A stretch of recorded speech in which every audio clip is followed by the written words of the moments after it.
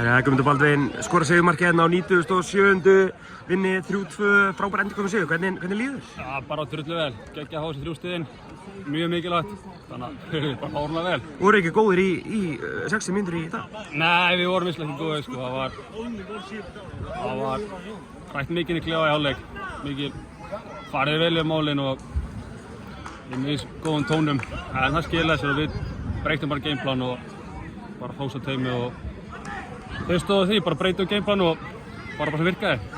Í stöðunni 2-0 fyrir Káa, það var hálftími eftir, höfðu þið alltaf trú að þið gæti komið tilbaka sérstaklega hérna á heimavelli í Garðabæ? Já, 100%, bara við hérna heimavelli fólk sterkir og ég var að reyna að manna slökust inn í klefa, ég veist koma þannig að bara við myndum vera saman og haldið trúna og bara kemur þetta þannig að sem gerðist í dag, þannig að bara drullu fólkinn gott.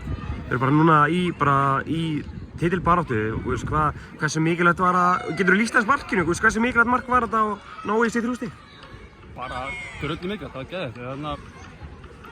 Ég tók bara sjálfstæða ákvörðun að fara á fjær og átturinn ekkert að vera þar en Ótti var búinn að droppa fjær 2-3 þannig að það var einhver einu tilfinning sem að markið myndi koma þannig að ég beið bara fjær og ég fékk henni frá mig.